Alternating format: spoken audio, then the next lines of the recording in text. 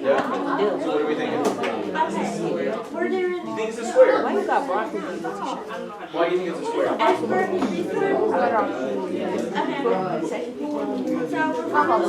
don't think we don't like that. Well, remember, so those three rulers are not distance, right? So what you found the distances of the length of every side, right? The length of every side. Your pants is expensive. Because the length of every side is 5. You better be like, I gotta go to Walmart now. But is the only requirement for a square that all the side lengths are 7. I think I forgot.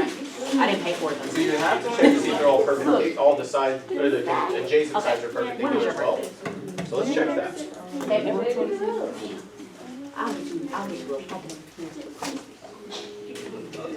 How's it going? Do we have to do 2 of the same thing? Well, but how many sides are there? 4. So how many lengths do you need to calculate? 4. Let's get to work. The more you practice this, the faster it goes. But do we have to do like distance functions?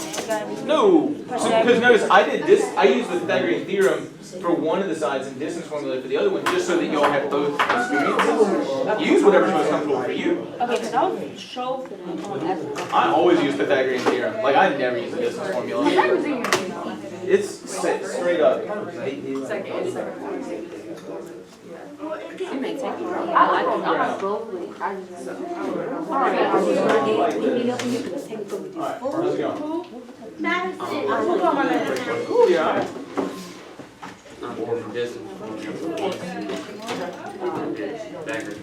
know what you're not doing when you are doing that distance formula is writing the d for distance. Now if you want to do that, you can. Right? The distance between B and C. But make sure that you use d for that. How's it going? Wait. Hold up. I'm stuck. You stuck on What do you Because where did we get 2 5? Okay. Oh, okay. What were you talking about? This is A difference, so that's A. That's C. Okay. I'm good now. If you're confused about that, stop talking about things not related to this math. What are you trying to do? It feels like you Oh my god. I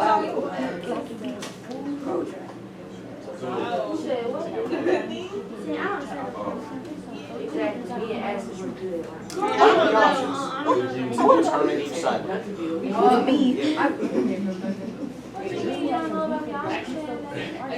Okay, stop telling me because you're giving me time.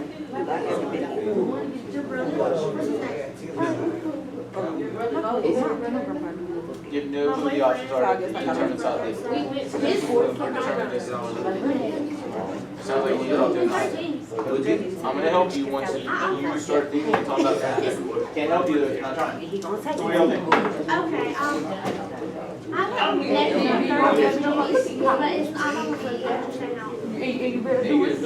Y'all come up here and get one of these.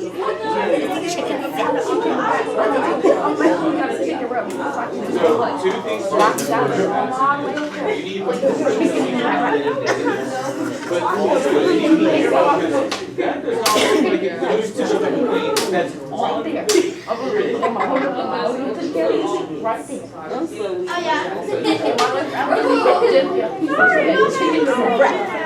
But remember, if you're going to put it in there, you have to put it in negative. That's why I want to do Square, because if you square negative, it will always be like you don't got it. We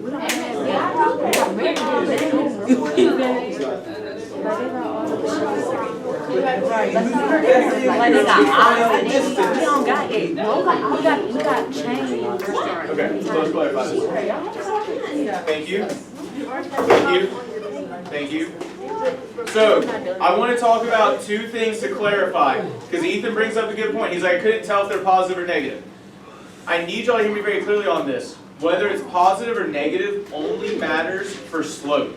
It does not matter for the Pythagorean theorem for two reasons.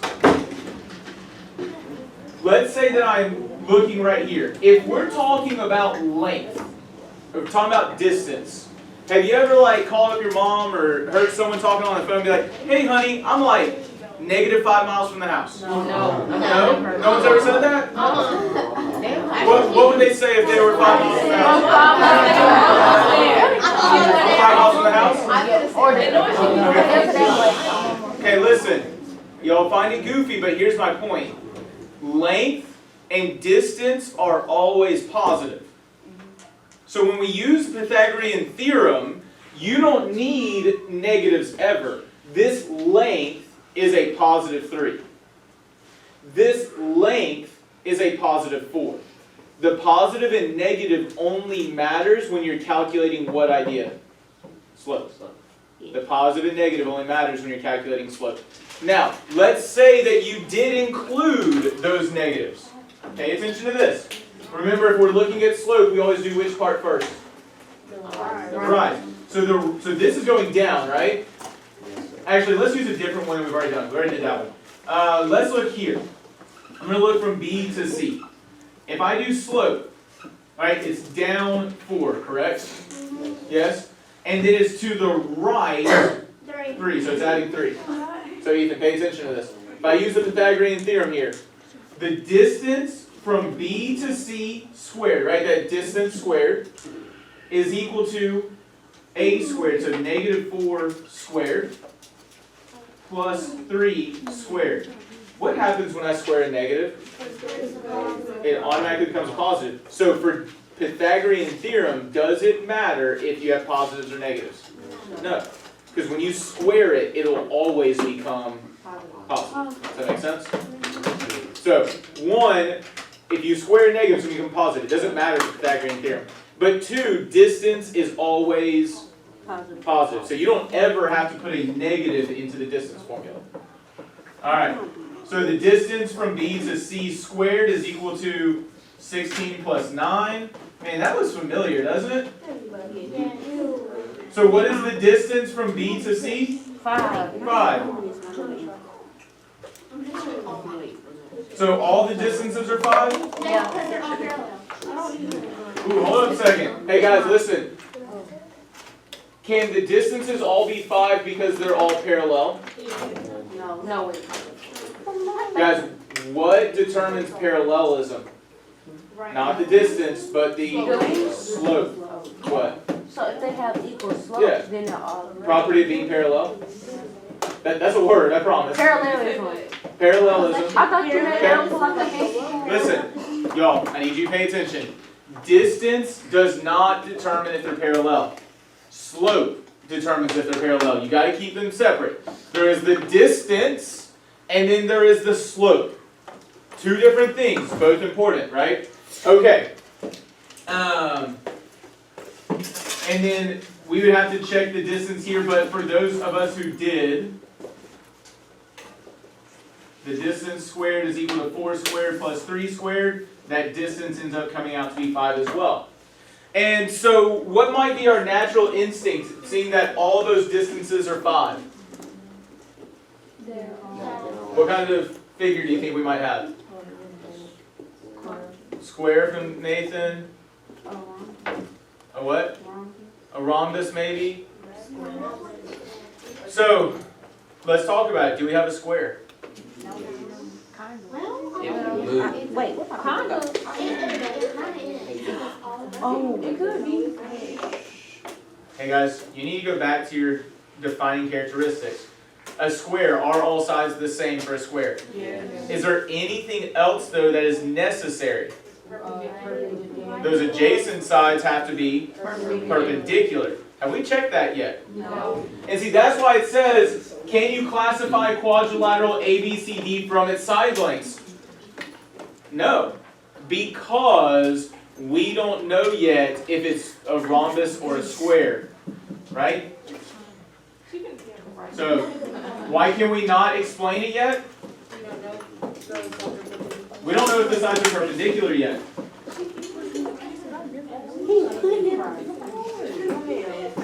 Why? Focus. Don't know if these sides Are parallel.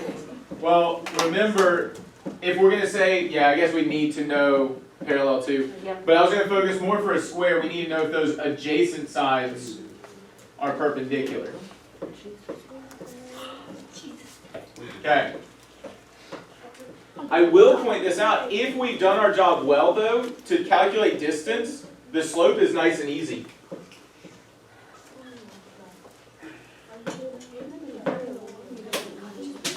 If you've done all these positives and negatives, and again, do you need the negatives when you do the Pythagorean theorem? No. No. But if you've done all the positives and negatives, haven't you already done all the information you need for slope? Yes. Okay?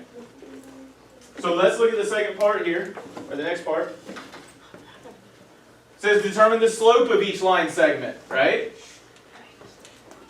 Now, I need y'all to pay attention to this because I need y'all to slow down and start writing out your equation. If you're going to use Pythagorean theorem to find distance, write out Pythagorean theorem first.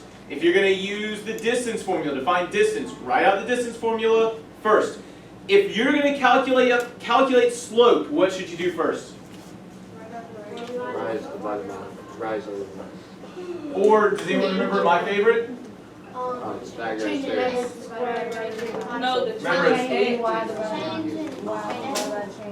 remember rise is the change in y divided by the change in x. Okay? Now again, I have how many different line segments here? 4. So I need to be careful with identifying the slope, right? If I'm looking here at the slope between AD, what could I do to indicate that I'm specifically looking at between A and D? There we go, M subscript AD. The slope between A and D is equal to, what's the rise? 4 or plus 4. So 4, a positive 4, divided by, see it's to the left, so it's, Negative. one thing I will clarify, because I think this is tripping some of us up, you know if there's only one negative, you can just move it out in front, right? That would be the same thing as negative 4/3. 4 divided by negative 3 is the same thing as negative 4/3. If you want to just move that negative out front, you can. Okay? Ethan, you with us? Looking off to the side over there, my man. So then what would the slope of AB be? 4 plus and divided by 3. What's my rise, guys? Change in y. 4. What's the change in x? 3. I'm going to pause here and I'm going to point this out. If I look at the slope of AD and AB, those are adjacent. Are these perpendicular? Wait, The slopes are opposite, but are they reciprocal? no. Yes. Nathan, are those reciprocals? 4, 3. What's the reciprocal of 4/3? 3, negative 4. Got 3/4? Remember, my point is they are opposites, but are these reciprocals? No. So are they perpendicular? So could this be a square? No. Technically, to be a parallelogram, though, I still need to check to see if the opposite sides are. I already know they're congruent, right? All the side lengths are the same. I need to check parallel. What side is opposite AD? BC, good job, guys. Opposite? BC? Okay, so then I'm going to check this against the slope of BC. What's the rise? Negative 4 divided by? Plus 3. Hey, are those the same?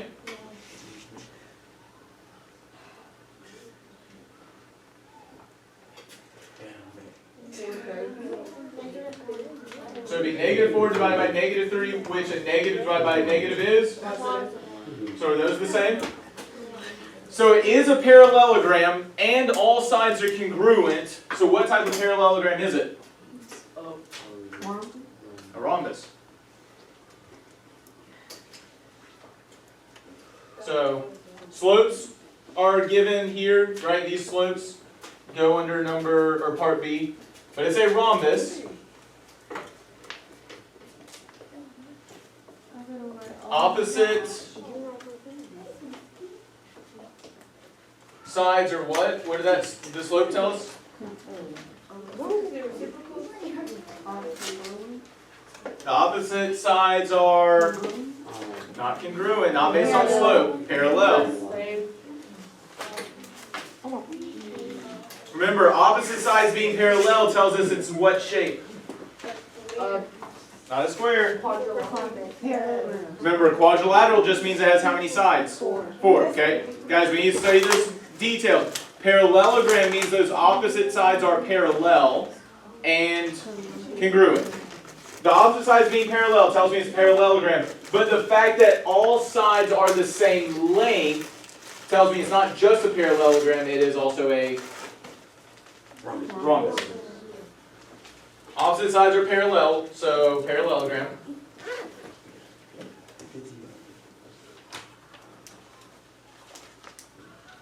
And all sides are congruent,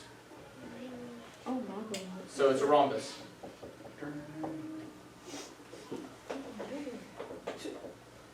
Please note, what two things do you have to look at to classify every time? You have to look at what two things? Side length. Remember, the distance is the side length, and the what? Slope. Remember, the slope is going to tell you if those opposite sides are parallel or if they are perpendicular. The distance formula is going to tell you about how long those sides are. You've got to look at both of them every single time. And it's tedious. It takes work to do it, but it's worth it. Mostly because it helps improve your grade. And also if you ever plan on taking the ACT or continuing mathematics, which if you don't know what the ACT is, it's a standardized test to get into colleges, you need this information. Okay.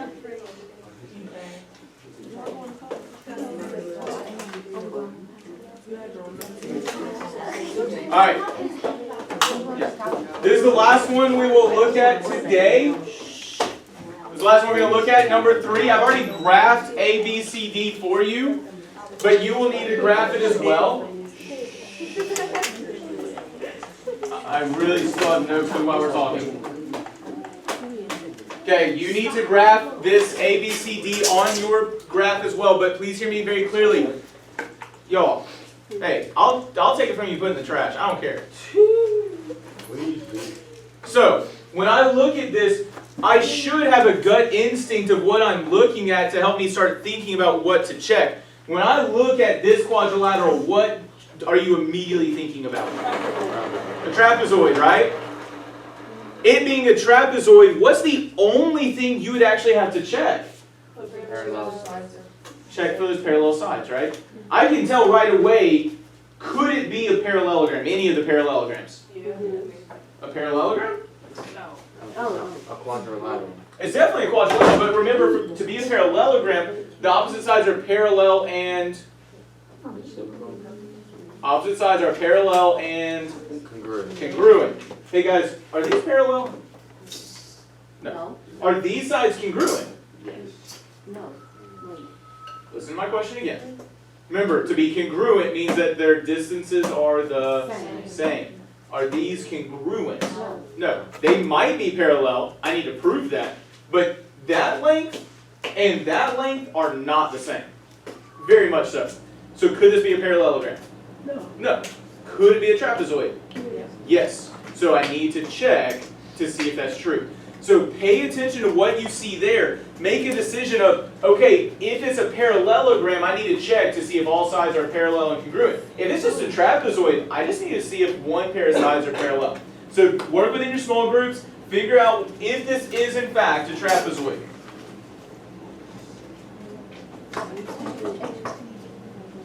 Thank you, Aiden.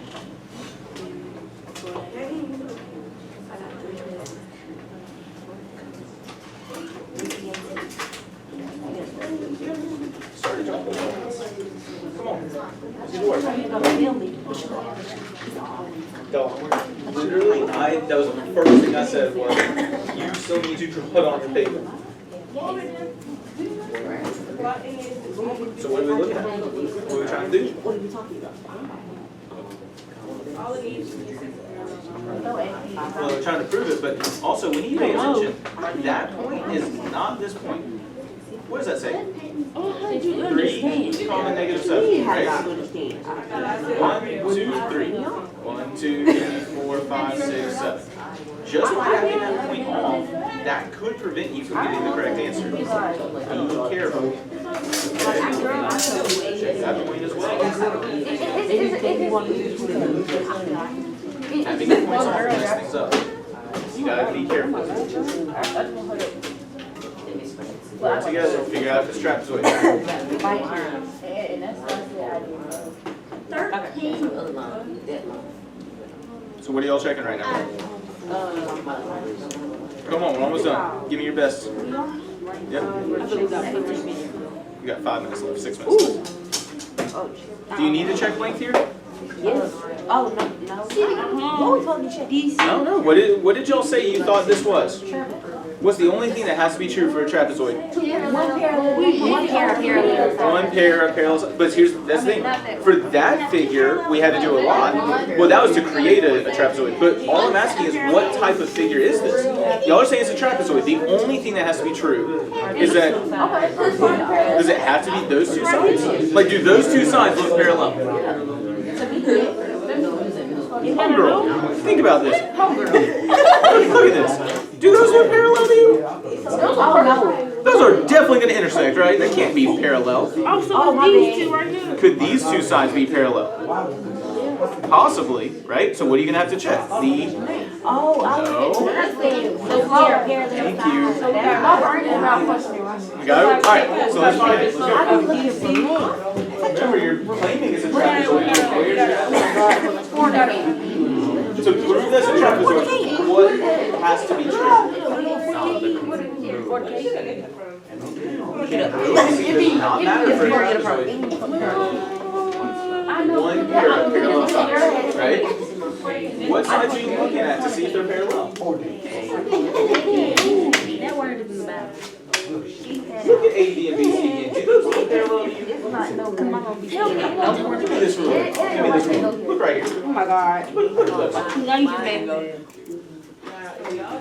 Do those look parallel? Those are definitely going to intersect if you extend them, right? Remember, these are the ones that we might be able to say are parallel. Check those ones. Right? We don't need to check distance, we need to check slope. And that's why I need to be. Okay? Oh, I like. What are we doing? That's all you did was graph the points. You haven't even attempted to answer number 3.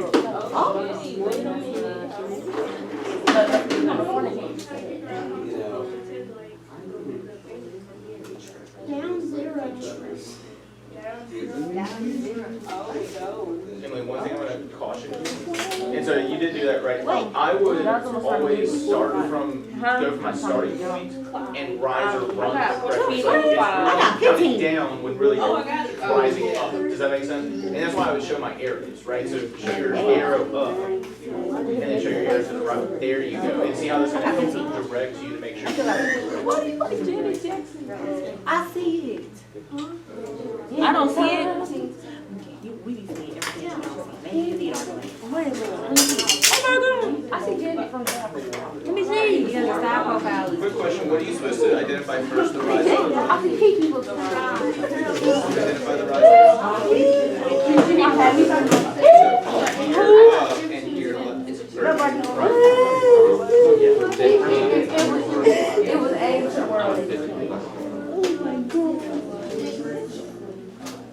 Okay.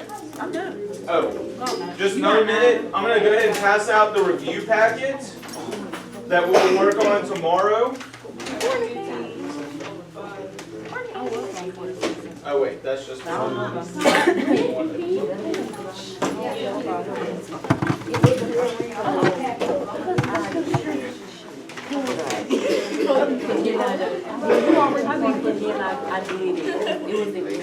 It wasn't good. the review packet. You know, Alright,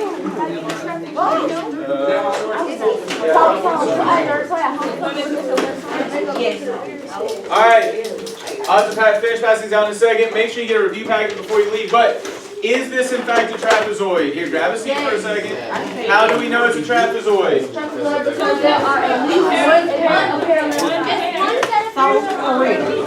How much was this rise? 15. This run?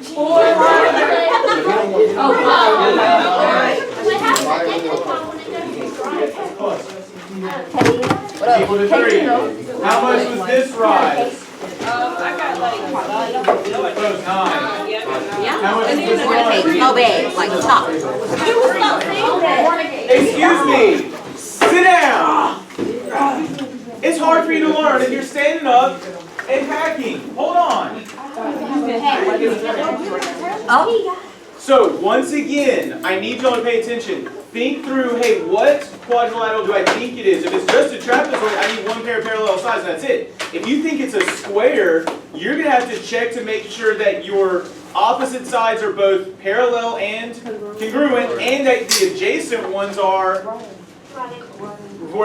so they are perpendicular, right? So you would have to check everything for squares and so on and so forth. So keep that in mind. Pay attention to what figure you have. Where's my binder? Who has not gotten the review packet? Oh, yeah. Nathan. Thomas. I'm guessing it's this. Yes. Trent. Thank you. Oh, What's up? Power shot. shut up, Shanice. That's not even my name. That's not even my name. You haven't done it? You just didn't get it done when I originally assigned it. I'll get it there. Okay, thank you.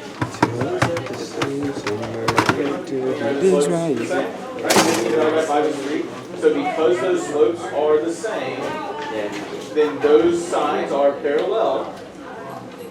So you have the trapezoid, right? Yes. I have a question. I don't have the answer. Huh? What? So, if the test is right there, why mine's over here? Why what? Why mine's over there? What are you talking about?